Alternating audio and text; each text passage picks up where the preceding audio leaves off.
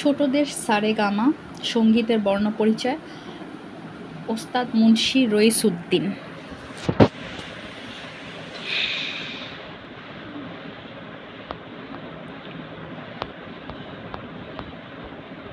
এখানে প্রায় কতটা চ্যাপ্টার আছে exactly I never count that, so let's check. Today we are going to learn about the grammar. এখানে কয়টা চ্যাপ্টার আছে? অনেক। আমরা ফার্স্ট থেকেই দেখি প্রথম অধ্যায়। অধ্যায়ের তো শেষ নেই। আচ্ছা, পঞ্চম অধ্যায়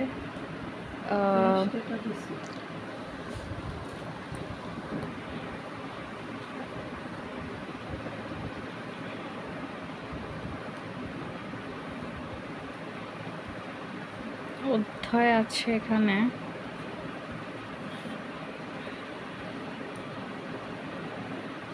পাঁচটা দেখাচ্ছে। ওকে, ফার্স্ট চ্যাপ্টার কি আছে দেখা যাক। এটার মধ্যে আছে ঔপপত্তিক বিভাগ, পারিভাষিক শব্দ বিবরণী।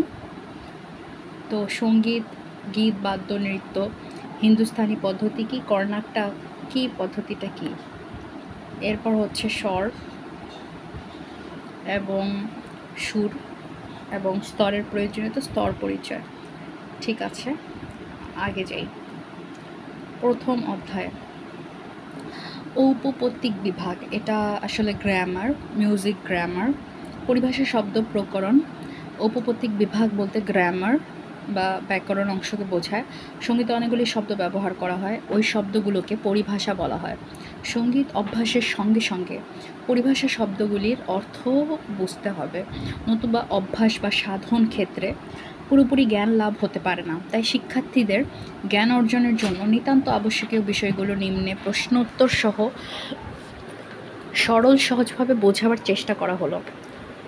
সঙ্গীত বলতে কি বোঝায়, কাকে বলে? গীত, বাদ্য, নৃত্য এই তিনটি ক্রিয়া একত্রে নিষ্পন্ন হলে যে পরিবেশ সৃষ্টি হয় শাস্ত্রমতে তাই সঙ্গীত বলে, কিন্তু এরা পৃথক একটি কলা বা বিদ্যা হিসেবে পরিগণিত।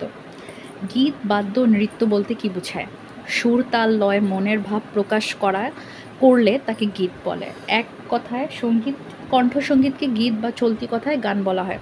গীত বা গানের বহু প্রকারভেদ আছে: ধ্রুপদ, খেয়াল, টপ্পা, ঠুমরি, গজল, কাওয়ালি, বাউল, ভাটিয়ালি, কীর্তন ইত্যাদি। ধ্রুপদ, খেয়াল উচ্চাঙ্গের, টপ্পা, ঠুমরি, গজল, কাওয়ালি, বাউল, ভাটিয়ালি, কীর্তন ইত্যাদি হচ্ছে নিম্নাঙ্গের বা হালকা অঙ্কের সঙ্গীত বলা হয় এদেরকে। এর বিস্তৃত বিবরণ প্রবেশিকা সঙ্গীত শিক্ষা পদ্ধতি গ্রন্থে বিস্তারিতভাবে উল্লিখিত রয়েছে। এক কথায় যন্ত্রসঙ্গীতকে বাদ্যসঙ্গীত বলা হয়। এর আরও অনেক প্রকারভেদ রয়েছে: সেতার, এজরাস, সারেঙ্গি, বাঁশি, হারমোনিয়াম, তবলা, করতাল, জলতরঙ্গ। মনের ভাব, তাল, লয়, অঙ্গ প্রত্যঙ্গ সঞ্চালনের দ্বারা প্রকাশ করাকে নৃত্য বা নৃত্যসঙ্গীত বলে। শাস্ত্রমতে নৃত্য দুই প্রকার হয়, অর্থাৎ পুরুষের নৃত্যকে তাণ্ডব নৃত্য এবং স্ত্রীলোকের নৃত্যকে লাস্য নৃত্য বলা হয়। কিন্তু মধ্যযুগ হতে এক প্রকার নৃত্যের প্রচলন রয়েছে যার নাম কত্থক নৃত্য। এই নৃত্যে অঙ্গভঙ্গির দ্বারা ভাব, পাখা, আওয়াজ, তবলা, বায়ার, বোল, বাণী, পা দ্বারা প্রকাশ করা হয়। বর্তমানে এই ধরনের নৃত্যকে উচ্চাঙ্গ নৃত্য বা ক্লাসিক্যাল ডান্স বলা হয়। নারী পুরুষ উভয়ের দ্বারা এরূপ নৃত্য পরিবেশিত হয়ে থাকে। হিন্দুস্তানি পদ্ধতি, কর্ণাটকী পদ্ধতি বলতে কি বোঝায়? সমগ্র পাক ভারতীয় সঙ্গীত দুটি পৃথক প্রণালী বা রীতিতে প্রচলিত। এই রীতি ধারাকেই পদ্ধতি বলা হয় এবং পাক ভারত উপমহাদেশের সমগ্র পশ্চিম, উত্তর, পূর্ব, মধ্য অঞ্চলে যে রীতিতে সঙ্গীত প্রচলিত তাকে বলা হয় উত্তর পাক ভারতীয় সঙ্গীত পদ্ধতি, উত্তরী পদ্ধতি, হিন্দুস্তানি পদ্ধতি। মাদ্রাজ, ত্রিবাঙ্কুর প্রভৃতি দক্ষিণাঞ্চলের প্রচলিত সঙ্গীতকে বলা হয় দক্ষিণ ভারতীয় সঙ্গীত পদ্ধতি বা দক্ষিণী পদ্ধতি বা কর্ণাটকী পদ্ধতি।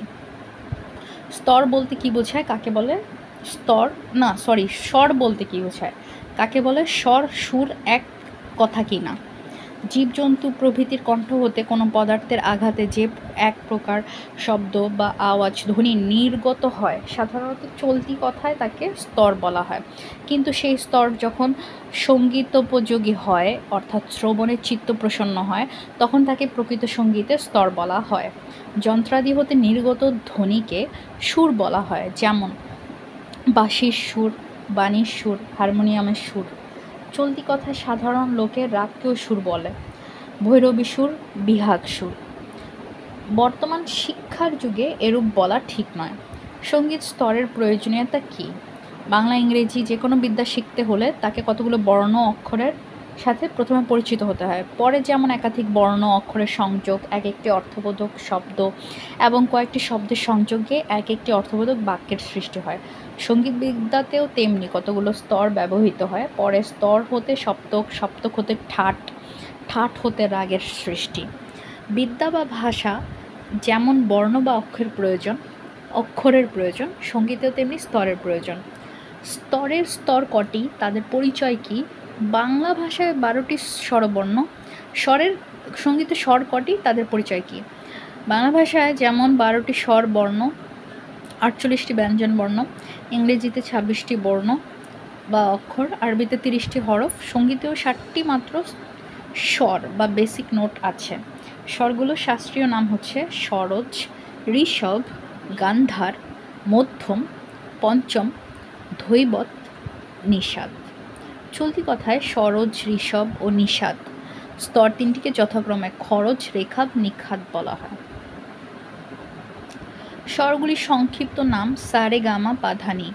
শাস্ত্রকারদের মতে স্তর নামের আদি বা প্রথম অক্ষর ধরেই নাকি সংক্ষিপ্ত নামের সৃষ্টি বা নামকরণ করা হয়েছে। ইউরোপীয় সোলফা নোটেশন পদ্ধতি মতে 7টি স্তরের নাম যথাক্রমে ডো রে মি ফা সো লা টি, ডো রে মি ফা সো লা টি অথবা ডো রা মি ফা সো লা টি। বাংলা ভাষায় যেমন স্বরবর্ণ, ব্যঞ্জনবর্ণ, ইংরেজি ভাষায় ভাওয়েল, কনসোনেন্ট 2 জাতীয় বর্ণ বা অক্ষর আছে। সঙ্গীতের স্বরগুলির মধ্যে প্রকারভেদ আছে কিনা, থাকলে তাদের পরিচয় কী? হ্যাঁ, সঙ্গীতে 7টি স্বর 2 প্রকার, শুদ্ধ, বিকৃত। শুদ্ধ স্বরগুলো প্রকৃত, পুরা ও ইংরেজিতে ন্যাচারাল নোট বলা হয়, ন্যাচারাল নোট।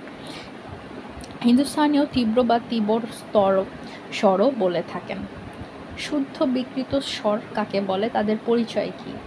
কোনো একটি নির্দিষ্ট সুরকে সা ধরে নিয়ে ওই সা হতে রে, রে হতে গা, গা হতে মা, মা হতে পা, পা হতে ধা, ধা হতে নি স্বরগুলি পূর্ণান্তরে একটি বাদে একটি রূপে অবস্থিত হলে সেই স্বরগুলো শুদ্ধ স্বর। প্রতি 2টি শুদ্ধ স্বরের মধ্যকার বাদ দেওয়ার অর্ধান্তে অবস্থিত স্বরগুলিকে বিকৃত স্বর। শুদ্ধ গা ও মা এবং শুদ্ধ নি ও সা স্বর দুটি পাশাপাশি অর্ধান্তরে অবস্থিত। বাংলা ভাষায় অ, আ, ই, এ, উ, ক, খ, গ ইত্যাদি স্বরবর্ণ, ব্যঞ্জনবর্ণ যেমন পৃথক কোনো নাম নেই। বিকৃত স্বরগুলো শুদ্ধ স্বরের নাম অনুযায়ী যথাক্রমে বিকৃত রে, বিকৃত গা, বিকৃত মা, বিকৃত ধা, বিকৃত নি বলা হয়। চলতি ভাষায় এই বিকৃত স্বরগুলি যথাক্রমে কোমল রে, কোমল গা, করিমা, কোমল ধা, কোমল নি বলা হয়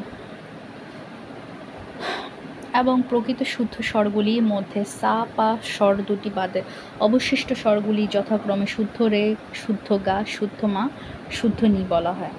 7টি যখন শুদ্ধ স্বর তখন 5টির বেলায় শুদ্ধ ব্যবহার করা হলো, কিন্তু সা, পা দুটির বেলায় কেন শুদ্ধ সা, শুদ্ধ পা ব্যবহার করা হয় না?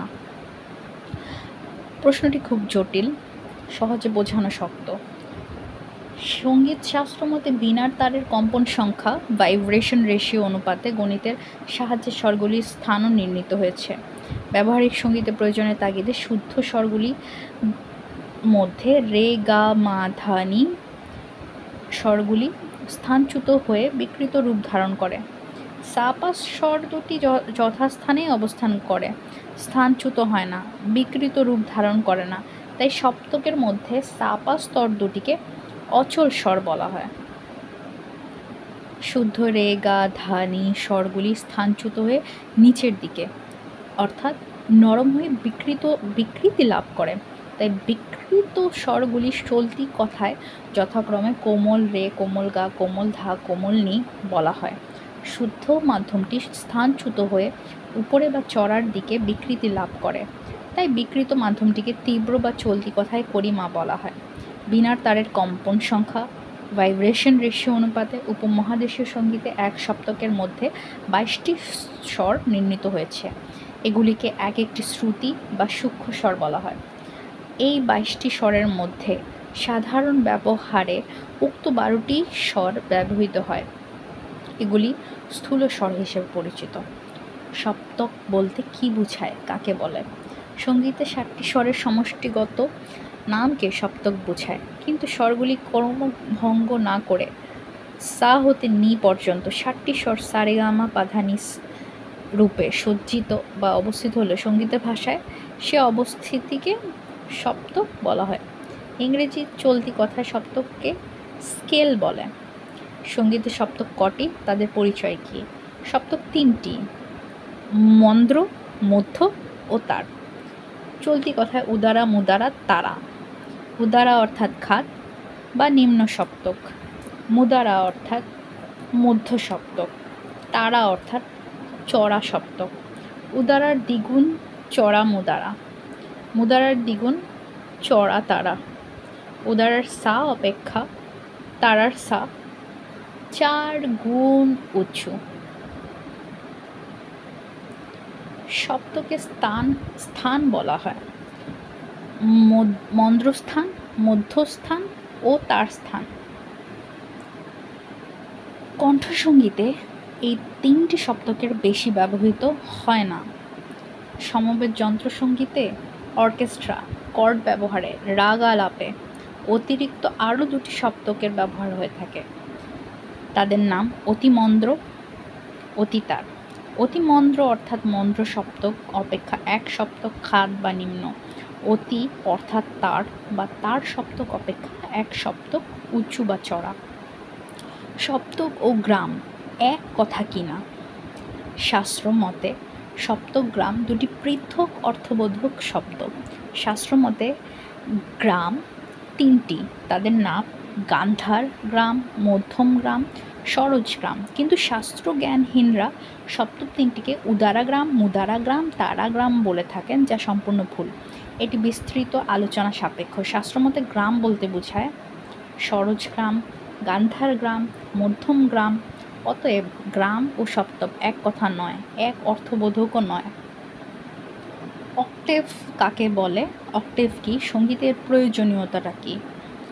সা হতে নি পর্যন্ত 7টি স্বর ক্রমভঙ্গ না করে অবস্থান করলে সে অবস্থানকে যেমন সপ্তক বলা হয়, তেমনি প্রথম অর্থাৎ মুদারা সা হতে দ্বিতীয় অর্থাৎ তারার সা পর্যন্ত 8টি স্বরের সমষ্টিগত নামকে অষ্টক বা সপ্তকের মতোই স্বরগুলির ক্রমানুযায়ী অবস্থানকে ইংরেজিতে অক্টেভ বলে। আমাদের রাগ সঙ্গীতে অঙ্গ বিভাজনে পূর্বাঙ্গ ও উত্তরাঙ্গ অক্টেভের ব্যবহার হয়ে থাকে। সপ্তকের ন্যায় অক্টেভও 3টি হয়।